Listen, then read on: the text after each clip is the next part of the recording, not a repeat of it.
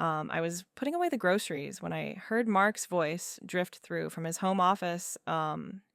He was on the phone with his mother, Sharon, and something in his tone made me pause. I set down the jar of pasta sauce quietly and stood perfectly still in the kitchen. His words floated through the slightly open door, clear as day. "Don't worry, she'll sign the papers. She trusts me." My blood turned to ice. The jar slipped from my hand and shattered on the floor, red sauce spreading across the white tiles like blood. Mark's voice stopped abruptly. I heard his chair scrape back. "Papers? What papers?" In that single moment, the foundation of my 10-year marriage cracked, and I had to find out why before it crumbled into dust, taking me with it. Mark appeared in the doorway, his face arranged in that perfect mask of concern I'd seen 1,000 times before. "Honey, are you okay? What happened?" He rushed over, grabbing paper towels, playing the part of the worried husband so perfectly. I forced myself to breathe normally, to smile, to let him believe I'd heard nothing. "Just clumsy," I said, my voice somehow steady despite the storm raging inside me. "The jar was slippery." He kissed my forehead, told me to be careful, and went back to his office, closing the door completely this time. I cleaned up the mess mechanically, my mind racing. Those 7 words kept echoing in my head. "She'll sign the papers. She trusts me." You have to understand, Mark had always been the one I could count on. From the moment we met at that charity auction 12 years ago, he'd been my rock. He was handsome in that classic way, with dark hair that was just starting to show distinguished silver at the temples and eyes that could make you feel like you were the only person in the room. He'd pursued me with the kind of old-fashioned romance you only see in movies. Flowers delivered to my office every Friday, handwritten notes left on my car windshield, surprise weekend getaways to places I'd mentioned wanting to visit months earlier. He remembered everything, noticed everything, made me feel seen in a way no one ever had before. We got married 2 years after we met in a beautiful ceremony at his family's estate. Sharon, his mother, had insisted on paying for everything. She was a force of nature, that woman. Perfectly coiffed silver hair, designer clothes that cost more than most people's monthly salaries, and a smile that could light up a room or freeze your blood, depending on her mood. From day one, she'd welcomed me into the family with open arms. Finally, she'd said at our engagement party, someone good enough for my Mark. She'd helped plan every detail of our wedding, insisted I call her mom, and never missed a birthday or anniversary. On the surface, I'd won the mother-in-law lottery. Mark had always handled our finances. It made sense, really. He worked in investment banking, understood the markets, knew all the terminology that made my eyes glaze over. I was a graphic designer, creative and artistic, but numbers weren't my strong suit. "Let me take care of the boring stuff," he'd say, kissing me on the nose. "You focus on making the world beautiful." And I did. I trusted him completely.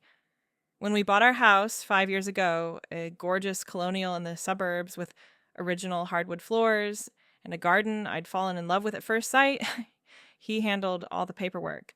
When my grandmother passed and left me a substantial inheritance, he helped me invest it. Every financial decision, every major purchase, every investment strategy went through Mark. He was brilliant at it, or so I thought. Our life together was everything I dreamed of. Saturday mornings at the farmer's market, picking out fresh flowers for the dining room table. Sunday dinners with Sharon, who lived just 20 minutes away and never missed a week.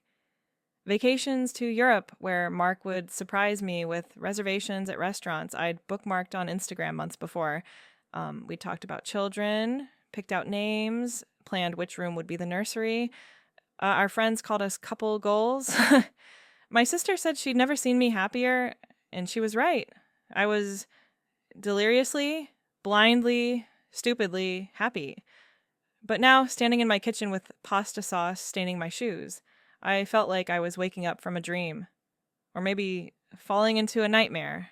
I thought back to the past few weeks, searching for signs I might have missed.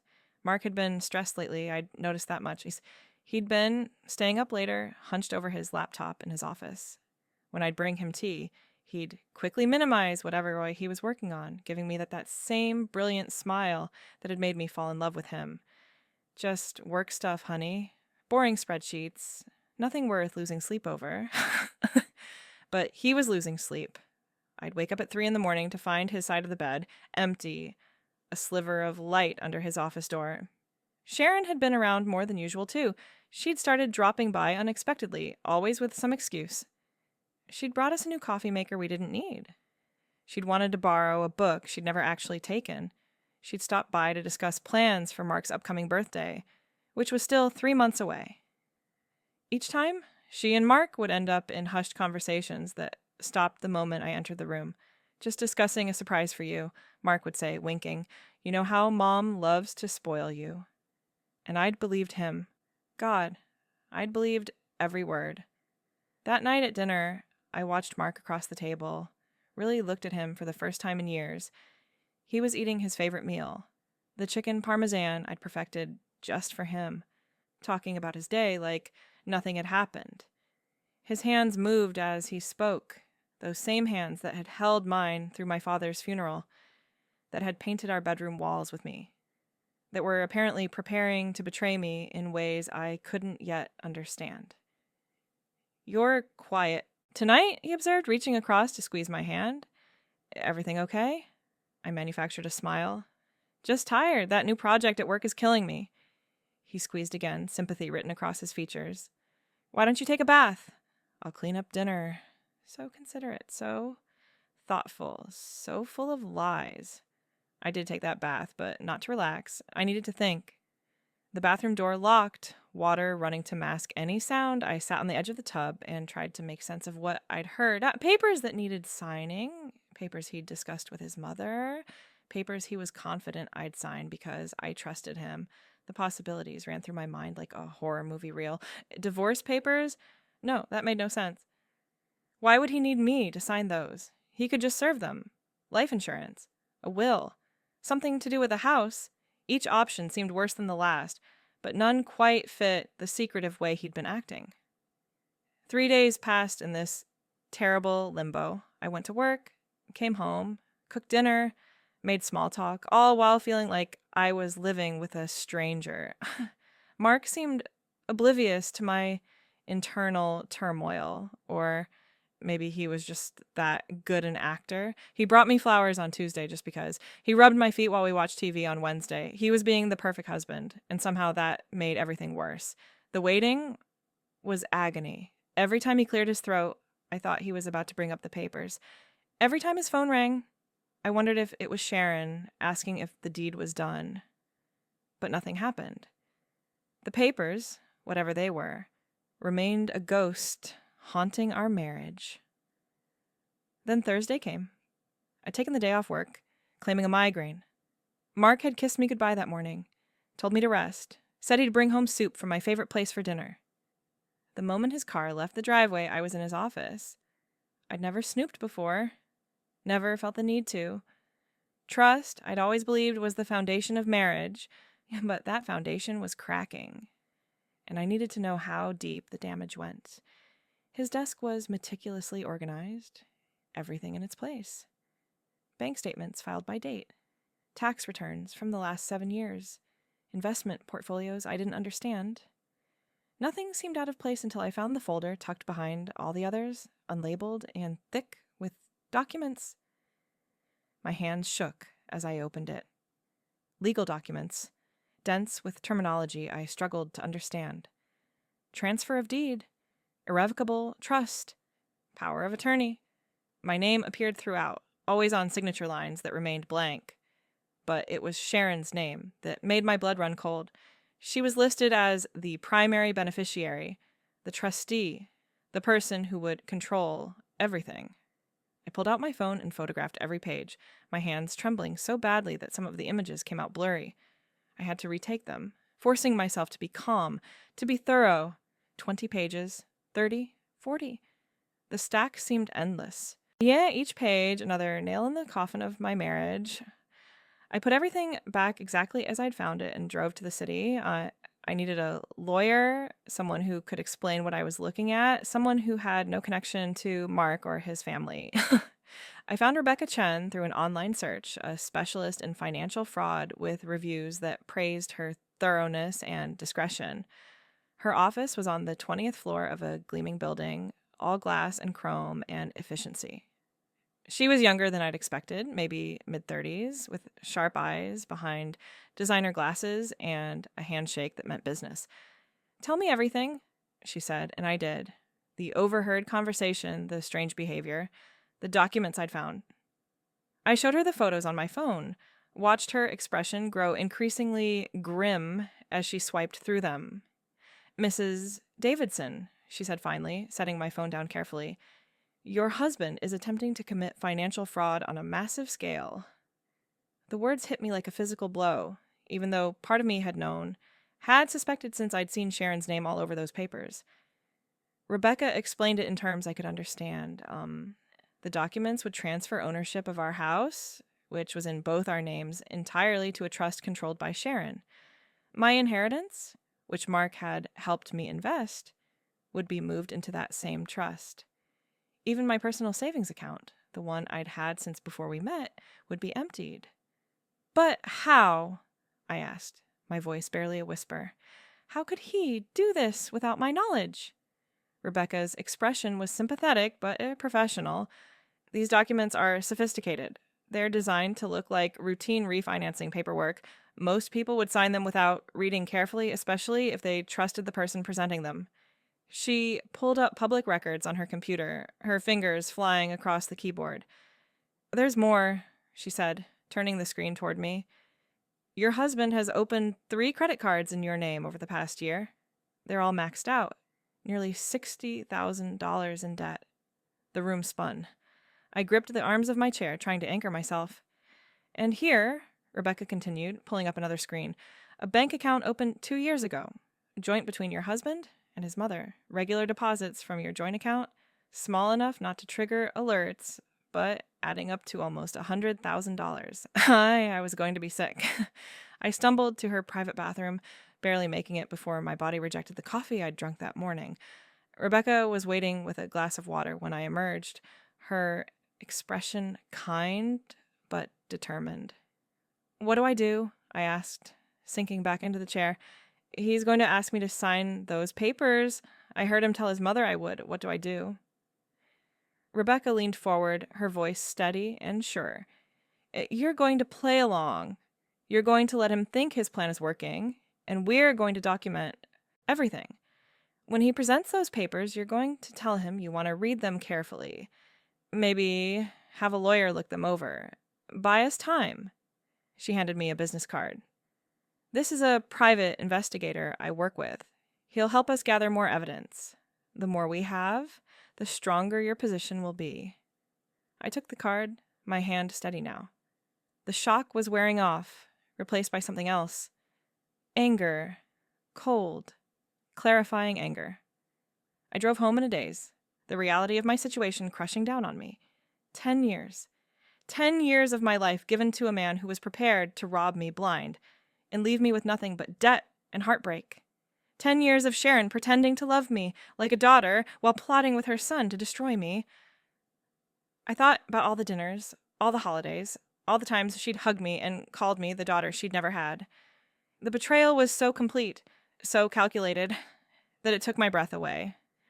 By the time I pulled into our driveway, I'd made my decision. I would play their game, but by my rules. They thought I was weak, trusting, naive. They were about to learn how wrong they were. Mark came home with soup, as promised, all concern and affection. "How's your head, sweetheart?" he asked, feeling my forehead like I was a child. "Better," I lied, accepting the soup, playing the part of the grateful wife. We ate in front of the TV, some mindless show playing while my mind raced through possibilities and plans. Every time he laughed at something on screen, every casual touch, every moment of performed normalcy was torture. But I endured it. I had to. When we went to bed, he pulled me close, murmuring that he loved me. I murmured it back, the words ashes in my mouth. He fell asleep quickly, his breathing deep and even. I lay awake, staring at the ceiling, planning my next move. The private investigator Rebecca had recommended was named James Park, a former forensic accountant who'd moved into investigation work. We met at a coffee shop the next morning after Mark left for work. James was unremarkable in appearance, the kind of person you'd forget the moment he left your sight, which I suppose was perfect for his job. He listened to my story without interruption, occasionally jotting notes in a small notebook. "I'll need access to your financial records," he said when I finished. "Everything you can legally provide. I'll also start surveillance on your husband and mother-in-law, their communication patterns, meeting locations, any other parties who might be involved." I gave him everything I had: passwords, account numbers, copies of the photos I'd taken. "How long until he makes his move?" James asked. "Soon," I said. "He told Sharon I'd sign. He won't wait much longer." I was right. That Sunday, 3 days after my meeting with James, Mark struck. We just finished dinner at Sharon's house, her usual elaborate spread that must have taken her all day to prepare. She'd been especially attentive that night, refilling my wine glass constantly, complimenting my dress, asking about my work with what seemed like genuine interest. Now I recognized it for what it was, softening me up for the kill. As we were having coffee and Sharon's famous tiramisu, Mark cleared his throat. "Actually, honey, while we're all here together, I wanted to talk to you about something exciting." My pulse quickened, but I kept my expression neutral. "Curious." "Oh." He produced a folder from his briefcase, the same folder I'd photographed days earlier. "You know how we've been talking about our financial future? Making sure we're set for retirement, maybe having enough to help our kids with college someday?" I nodded, playing along. "Well," he continued, his salesman smile in full force, "I found an incredible investment opportunity. My buddy from college, you remember Tyler? He's starting a new venture capital firm. Ground floor opportunity. But we need to move fast." He opened the folder, spreading papers across Sharon's dining table. "The only catch is we need to leverage our assets for the initial investment. But the returns, honey, they're going to be astronomical. We're talking about retiring at 50, traveling the world, everything we've dreamed about." Sharon chimed in, her timing perfect. "I've already invested my entire portfolio," she said, reaching over to pat my hand. "I wouldn't do that if I didn't believe completely in this opportunity." And in Mark's judgment, the two of them together, a practiced duet of deception. Mark pushed the papers toward me, a pen materializing in his hand. "I've had my lawyer go over everything.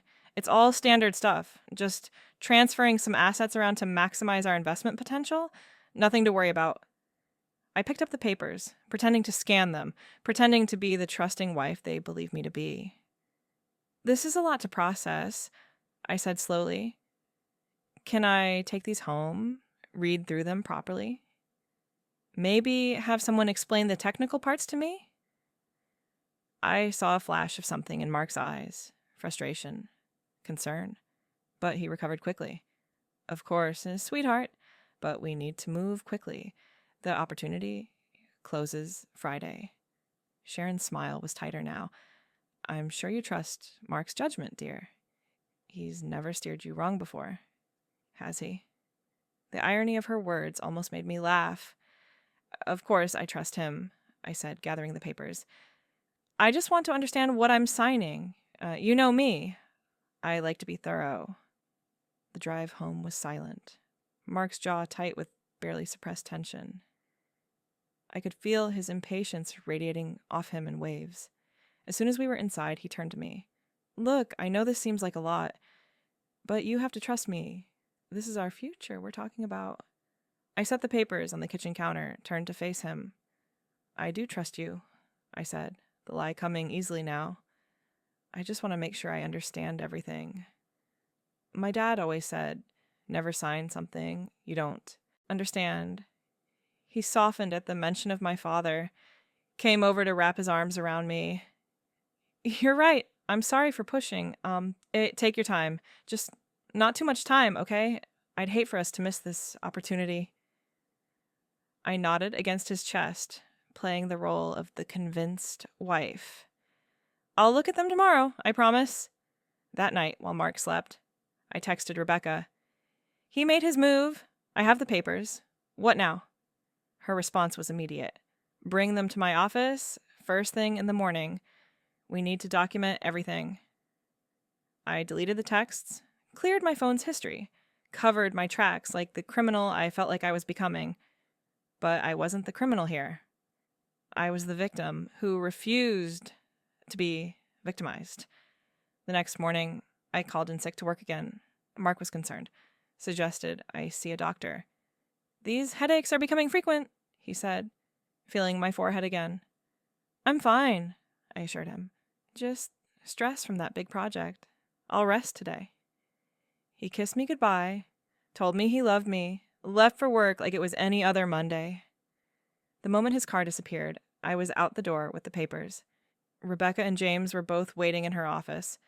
We went through the documents line by line, Rebecca explaining each clause, each trap hidden in legal language. This one, she said, pointing to a particularly dense paragraph, gives Sharon complete control over all assets in the event of your death or incapacitation. And this one basically states that you're signing over power of attorney for all financial matters.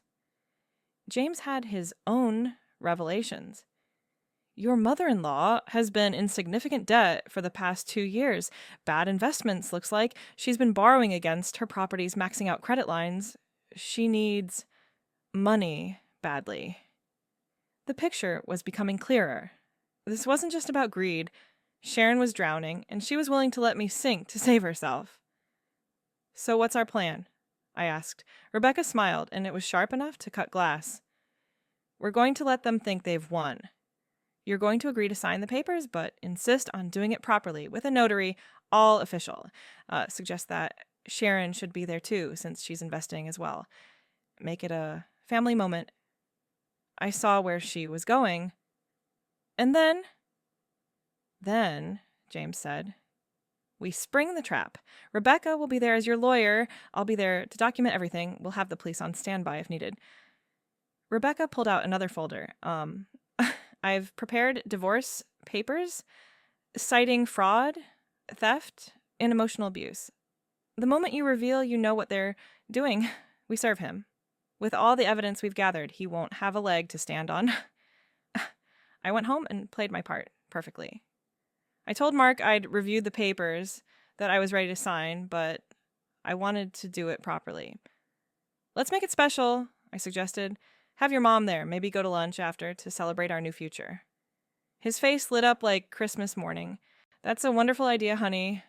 I'll call Mom right now. I listened to him on the phone with Sharon, their excitement palpable. Friday at noon, he said when he hung up. Mom's already made reservations at that French place you love for afterwards. 4 days. I had 4 days to keep up this charade. 4 days to pretend I still loved the man who was trying to destroy me. 4 days to prepare for the complete annihilation of life as I knew it. Those 4 days were the longest of my life.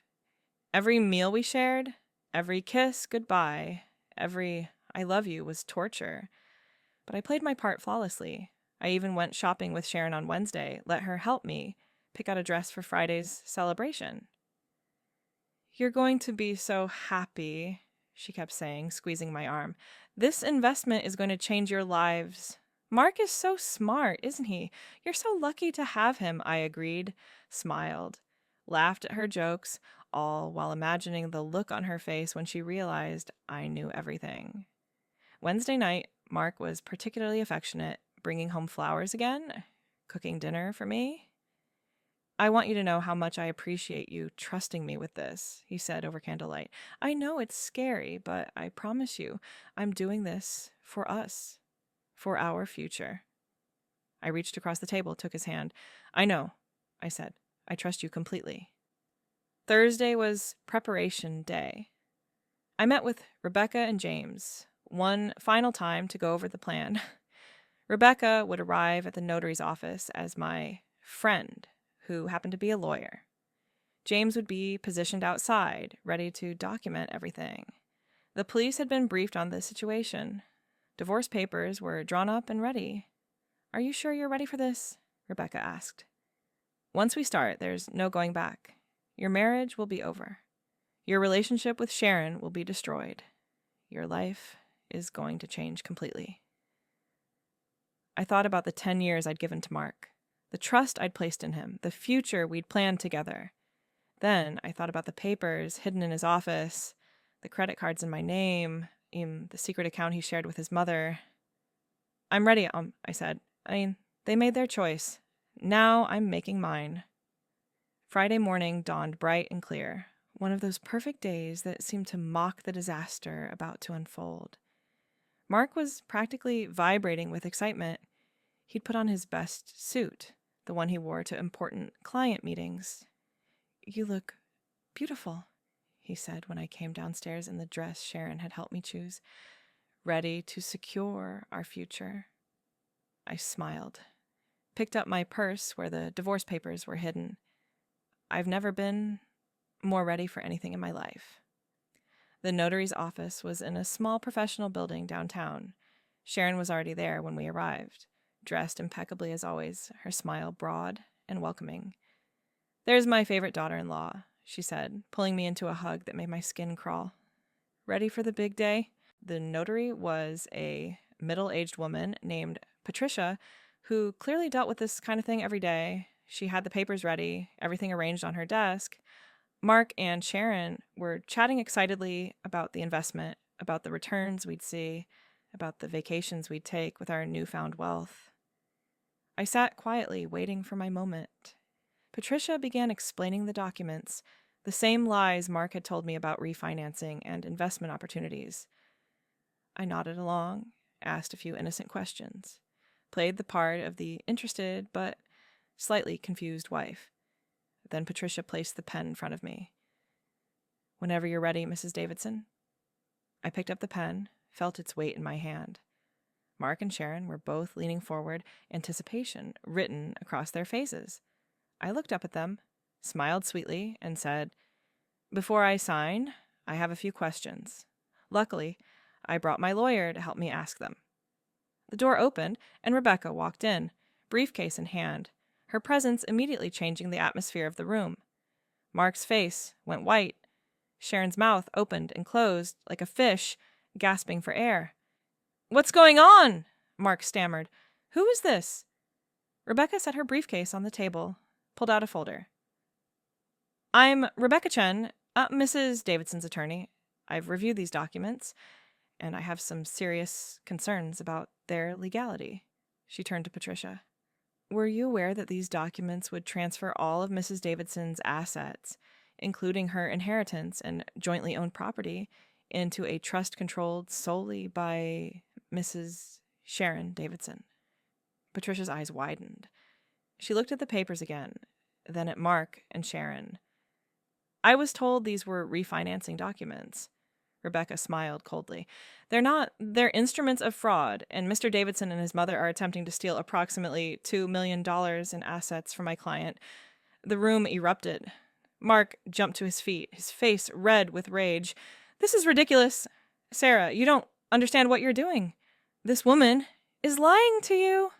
But I was already pulling out my phone, showing Patricia and Rebecca the photos I'd taken of all the documents, the evidence of the credit cards, the secret bank account.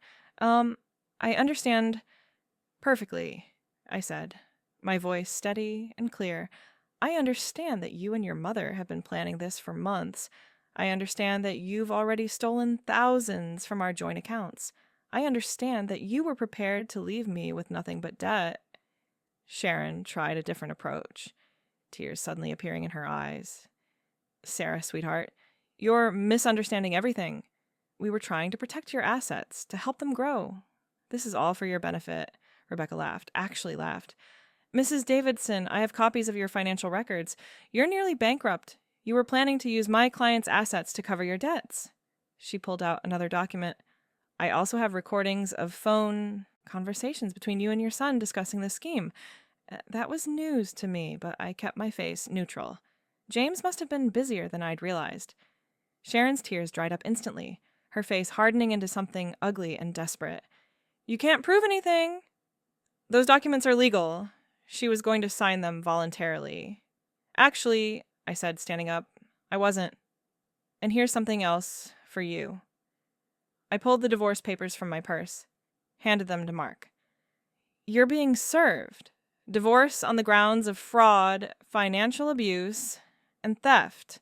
My lawyer has already frozen all our joint accounts and credit cards.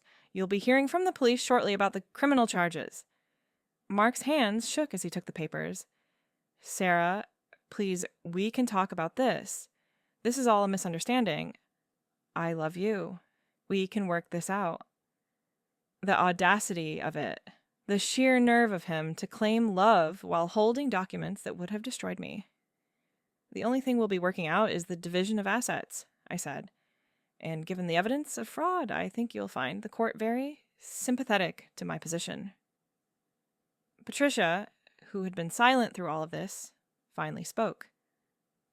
"I think everyone needs to leave my office now, and Mr. Davidson, Mrs. Davidson Sr. I'll be reporting this to the appropriate authorities. Attempting to use a notary to commit fraud is a serious crime." We all filed out, Mark still trying to talk to me, Sharon hurling threats about lawyers and lawsuits. Rebecca stayed by my side, a protective barrier between me and them. In the parking lot, James was waiting with a video camera, documenting everything. "Sarah, please," Mark called out one more time. 10 years? Doesn't that mean anything to you?" I turned back, looked at the man I'd once loved more than life itself. It meant everything to me. That's why this betrayal is so complete. You didn't just try to steal my money, Mark. You stole my trust, my love, my future. And for what? To cover your mother's bad investments? Sharon stepped forward, her mask completely off now, her face twisted with rage. "You little nobody! You think you've won? I'll destroy you! I have connections, lawyers who will tear you apart. You'll end up with nothing." Rebecca stepped forward. "Actually, Mrs. Davidson, you should be more concerned about the criminal charges you're facing. Fraud, conspiracy to commit fraud, identity theft related to those credit cards. I'd estimate you're looking at 5 to 10 years in prison minimum." The color drained from Sharon's face. She grabbed Mark's arm. "We're leaving. Don't say another word." They drove off in Mark's BMW, the car I'd helped pay for, to the house I'd helped buy, to plan their defense for crimes I'd helped uncover. The divorce proceedings were swift and brutal. With the mountain of evidence Rebecca and James had compiled, Mark's lawyer advised him to settle quickly and quietly. I kept the house, my inheritance, and got a settlement that covered the credit card debt he'd accumulated in my name plus damages. Sharon was charged with fraud and conspiracy, though her expensive lawyers managed to get her a plea deal for probation and restitution rather than jail time. She had to sell her house, her car, everything of value to pay back what she'd stolen and cover her legal fees. The last I heard, she was living in a small apartment on the other side of the state, her society friends having abandoned her once the scandal broke. Mark tried to contact me several times after the divorce was finalized. Letters expressing remorse, emails swearing he'd been manipulated by his mother, voicemails begging for another chance. I deleted them all, unread, unheard. Rebecca had advised me to keep them in case we needed restraining orders, but Mark eventually got the message and stopped. I heard through mutual friends that he'd moved to another city, started over with a new job. Part of me hoped he'd learn something from all this, but mostly I didn't care. He'd made his choices, and now he had to live with them. I sold the house 3 months after the divorce. Too many memories, too many ghosts. Every room held echoes of the life I'd thought I was living, the future I'd thought I was building. I bought a smaller place closer to the city, a loft with exposed brick and huge windows that let in nice streams of light. I threw myself into my work, took on challenging projects that pushed my creative boundaries. I started therapy to deal with the trust issues that threatened to consume me. Some days were harder than others. Some nights I'd wake up in a panic. Sure, I could hear Mark's voice making plans to betray me all over again, but slowly, gradually, I began to heal. 6 months after the divorce, I ran into an old friend from college at a coffee shop. Jennifer had been my roommate senior year, but we'd lost touch after graduation. She was going through her own divorce, and we bonded over our shared experiences of betrayal and renewal. She introduced me to her book club, a group of women who met monthly to discuss literature and life. Through them, I found a community I hadn't realized I'd been missing. Not everyone in the group was divorced, but they all understood the importance of female friendship, of having people in your life who supported you without agenda. I also found an unexpected ally in Rebecca. After everything was settled, she reached out to see how I was doing.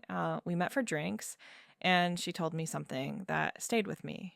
You know, in all my years practicing law, I've rarely seen someone handle betrayal with such grace and strategy. Most people fall apart or lash out. You turned your pain into power. We became friends, real friends. She introduced me to her circle, professional women who were building their own empires, making their own rules. Through them, I learned about financial independence in a way Mark had never taught me. I took courses in investment, learned to read my own statements, understood my own worth. A year after the divorce, I got a promotion at work, creative director, with a team under me and projects that would have seemed impossible when I was the trusting wife who let her husband handle everything important. I celebrated with my new friends, my chosen family who had supported me through the darkest period of my life. That night, alone in my loft with a glass of wine and the city lights twinkling below, I thought about the woman I'd been. So trusting, so naive, so willing to hand over control of my life to someone else. I didn't hate her. She loved completely, trusted fully, believed in the fairy tale, but was glad she was gone. The woman I'd become was different. Stronger, certainly, but also wiser. I still believed in love, but not blind trust. I still wanted partnership, but not at the expense of my independence. I'd learned to read the fine print, to ask the hard questions, to trust my instincts when something felt wrong. That moment in my kitchen, hearing Mark tell his mother I'd signed the papers had been the worst moment of my life. But it had also been the beginning of my transformation. The papers that were meant to destroy me had instead revealed my strength. I started dating again about 18 months after the divorce. Nothing serious at first, just coffee dates and dinners that helped me remember I was still capable of connection. I was upfront about my past, my trust issues, my need to take things slowly. Some men were scared off by my honesty, and that was fine. I wasn't looking for someone to complete me or save me. I'd already done that myself. I wanted a partner, an equal, someone who understood that my independence was non-negotiable. I found that in Daniel, a chef who owned his own restaurant and understood the value of building something yourself. We took things slowly, both of us carrying our own baggage from past relationships. But there was honesty between us, a foundation built on truth rather than blind trust. 2 years after that overheard phone call, I stood in my loft looking at a new set of papers, not documents of betrayal this time, but contracts for my own design firm. I was leaving the agency, starting my own business with 2 partners I'd met through Rebecca's network. We'd spent months planning, securing funding, building our client base. Every document had been reviewed by my lawyer, every term negotiated, every detail understood. I signed my name with confidence, knowing exactly what I was agreeing to, exactly what I was building. The pen felt different in my hand than it had that day in the notary's office. Then, it had been a weapon they'd tried to use against me. Now it was a tool of my own empowerment. The business grew faster than we'd anticipated. Within 6 months, we'd hired 3 employees and moved into a proper office space. I found myself in meetings with CEOs and marketing directors, pitching creative campaigns with a confidence I'd never possessed during my marriage. Back then, I'd let Mark speak for both of us at social events, content to be the supportive wife nodding along to his stories. Now, I was the one telling the stories, making the deals, building something entirely my own. The financial knowledge I'd been forced to learn during the divorce became invaluable. I understood contracts, profit margins, tax implications. Every hard lesson from Mark's betrayal became a tool in my arsenal. Daniel was supportive in ways Mark had never been. Where Mark had wanted to control and manage, Daniel celebrated my independence.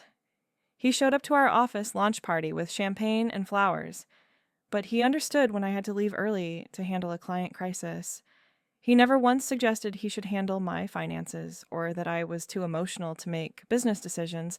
When I had to travel for work, he packed me snacks for the plane and texted me pictures of the meals he was creating at his restaurant. It was partnership without possession, love without control.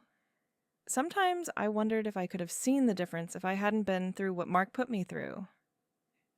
Pain, I'd learned, could be an excellent teacher if you were willing to learn its lessons. 3 years after the divorce, I got an unexpected call from Mark's Aunt Patricia, his mother's sister. She'd always been kind to me during my marriage, though we'd lost touch after everything exploded. She was calling to tell me Sharon had died, a heart attack, sudden and fatal. She'd been alone in that small apartment, and it had taken 2 days for anyone to find her. I thought you should know, Patricia said softly. Despite everything that happened, you were part of the family for a long time. I thanked her for calling and sat with the news for a while. I waited to feel something. Satisfaction, maybe, or vindication. But all I felt was a hollow sadness. Sharon had spent her final years in disgrace and poverty, abandoned by everyone who'd once admired her. She'd destroyed her relationship with her son, lost her home, her reputation, everything, all for money that she never even got to steal. Mark didn't come to the funeral, Patricia told me later. He'd moved to London, was working for an investment firm there, trying to rebuild his life, an ocean away from his mistakes. I wondered if he ever thought about that phone call, those 7 words that had unraveled everything.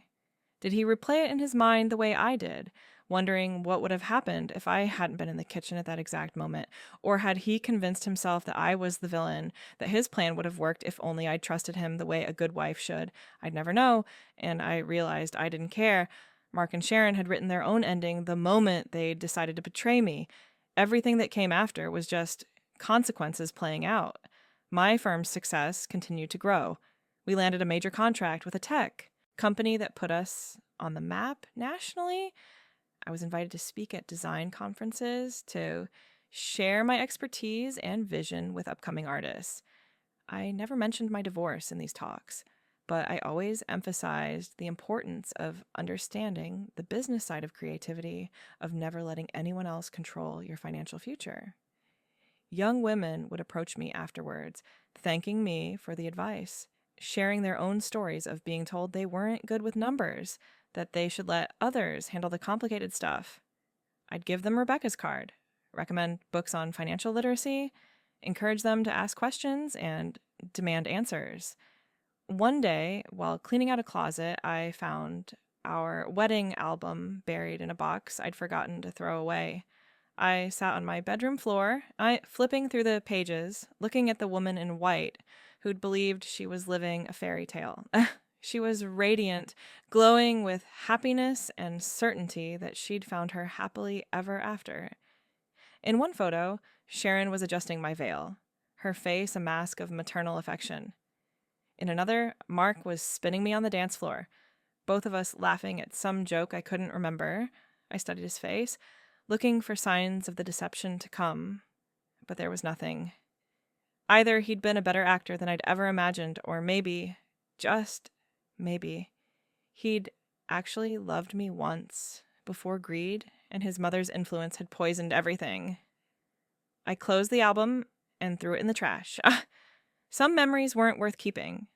Some stories didn't deserve preservation. That life, that woman, that trust, they were all gone. But I was still here, stronger and wiser and absolutely unstoppable. The girl who'd overheard her husband's betrayal in a sunny kitchen had become a woman who owned her own company, controlled her own destiny, and would never again hand over her power to anyone who claimed to love her. The papers I signed now were contracts I understood, deals I'd negotiated, futures I was building with my own hands. 5 years after the divorce, my company went public. I rang the opening bell at the stock exchange, surrounded by my partners and employees, the people who'd believed in the vision we'd built together. In the crowd of observers, I saw Rebecca, who'd become one of my closest friends and eventually my company's legal counsel. She gave me a thumbs up, her smile proud and genuine. That night, at the celebration party, Daniel proposed, not with papers to sign or assets to transfer, but with a simple question and a ring that he'd designed himself, working with a jeweler to create something unique. I said yes, but with conditions. Prenuptial agreement, separate accounts alongside joint ones, complete financial transparency. He agreed to everything, without hesitation. "I love you," he said. "Not your money, not your company, just you. I want you to always feel safe in that knowledge." We got married in a small ceremony at his restaurant. Just close friends and chosen family. No elaborate estate wedding. No mother-in-law pretending to love me while plotting my destruction. Rebecca was my maid of honor, and in her toast, she said something that brought tears to my eyes. "Sarah taught me that strength isn't about never trusting again. It's about learning to trust yourself first, and then choosing carefully who else deserves that gift." I'd sent Mark and Sharon an invitation to the wedding, not out of cruelty, but as a statement. This is what you couldn't break. This is what I built from the ruins you left behind. The invitation to Mark came back, marked "Return to sender, address unknown." Sharon's invitation, of course, went to a grave. Years passed. My company thrived. My marriage to Daniel was everything my marriage to Mark had pretended to be, built on genuine partnership and mutual respect. We had 2 children, daughters I was determined to raise with financial literacy and ironclad self-confidence. I taught them to read contracts before they could read chapter books, to understand interest rates alongside their multiplication tables. Some people thought I was being too harsh, too cynical, but I'd learned that the world could be harsh and cynical, and the best defense was knowledge and self-reliance. I wanted my girls to grow up knowing their worth, understanding their power, never believing they needed someone else to handle the important things. Sometimes, lying awake at night while Daniel slept peacefully beside me, I think about that moment in the kitchen, the pasta sauce spreading across the floor like blood, Mark's voice carrying through the door, the world tilting off its axis. It had been the worst moment of my life, but also the most important. Without it, I'd still be the trusting wife, signing whatever papers were put in front of me, believing that love meant blind faith. I'd probably be broke by now, abandoned, destroyed by the very people who'd claimed to love me most. Instead, I was the CEO, a mother, a wife who knew exactly what she was worth and exactly what she'd never tolerate. The broken trust had been rebuilt into something stronger, not with Mark, but within myself. 10 years after the divorce, I received a letter forwarded by my lawyer. It was from Mark, handwritten on plain stationery. He was dying, he wrote. Cancer, stage 4, a matter of months. He wanted to apologize, to explain, to somehow make amends before the end. He wrote about his mother's influence, her debts, the pressure she'd put on him. He wrote about his weakness, his greed, his inability to stand up to her. He wrote about losing everything that mattered for money he never even got to keep. He ended by saying he'd loved me once, truly loved me, before fear and greed had corrupted everything.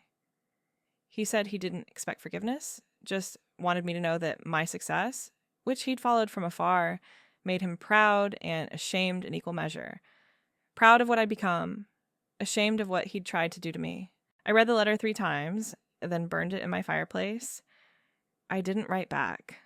Some bridges once burned were meant to stay ash, but that night I told Daniel about it. We were sitting on our deck watching our daughters play in the yard, and I shared the whole story, even the parts I'd kept hidden. He listened without judgment, held my hand when my voice shook. Do you regret not responding? He asked. I thought about it, really considered the question. No, I said finally. He made his choices. He chose his mother over his wife, money over marriage, greed over love. He has to live with those choices or die with them. My forgiveness wouldn't change anything. It wouldn't undo what he did or who he became. Some actions don't deserve absolution just because the person who committed them is dying. Daniel squeezed my hand. You're the strongest person I know, he said, but also the kindest. You could have destroyed him completely during the divorce. You had enough evidence to put him in prison alongside Sharon. But you didn't. He was right. Rebecca had pushed for criminal charges against Mark, too, but I'd declined. The divorce settlement was punishment enough, and I'd wanted to be done with it all, to move forward rather than spend years in criminal court. I wasn't being kind, I told Daniel. I was being practical. I wanted to build my new life, not spend it tearing down his. But maybe there had been a small part of me, even then, that remembered the man who'd brought me flowers every Friday, who'd held me through my father's death, who'd been, for a time, exactly who he'd pretended to be. Mark died 2 months later. I found out through Patricia, who called to let me know. He'd been alone at the end, she said. No wife, no children, no mother to hold his hand. He'd left what little he had to charity, apparently wanting to do something good with his final act. I didn't go to the funeral, but I did send flowers, white roses with a simple card that said, "For the man you could have been." Patricia later told me she'd been the only other person there, that Mark had alienated everyone in his life, burned every bridge in his pursuit of money, and then in his spiral of regret. It was a cautionary tale written in the emptiest of endings, a life reduced to a handful of mourners, and a charity donation that couldn't undo years of betrayal. That night I told my daughters a story. Not the full truth, they were too young for that, but a fable about trust and choices, and the importance of standing up for yourself, about how sometimes the people who say they love you might try to hurt you, and how you must always be strong enough to protect yourself. My oldest, 7 years old, with her father's eyes and my determination, asked, "But how do you know who to trust?" I pulled her close, her sister curling into my other side. "You learn to trust yourself first," I said. "You learn to read the signs, to ask questions, to never give away your power. And when someone shows you who they really are, you believe them the first time." As I tucked them into bed that night, I thought about the journey from that kitchen to this moment. From the woman who'd blindly signed whatever her husband put in front of her to the woman who ran a multi-million-dollar company and read every contract twice. From the wife who'd let her mother-in-law manipulate her to the mother who was raising daughters to be warriors in their own right. The transformation hadn't been easy or painless. There were still days when I triple-checked documents that didn't need checking, nights when I woke up in a cold sweat. Sure, I'd missed some hidden betrayal, but those moments were getting rarer, the scar tissue of old wounds fading into strength. My company now employed over 100 people. We'd expanded internationally with offices in 3 countries. I'd become the kind of success story that business magazines loved to feature, though I always declined to discuss my personal life in interviews. That story, the real story of how I'd gotten here, wasn't for public consumption. It was mine, a reminder of what I'd survived and overcome. But I did start a foundation funded by a percentage of my company's profits that provided legal aid to women going through financial abuse and divorce. Rebecca ran it, using her expertise to help women who'd found themselves in situations like mine, but without the resources to fight back. We'd helped dozens of women escape from financial manipulation, recover stolen assets, rebuild their lives. One day, a young woman came to my office.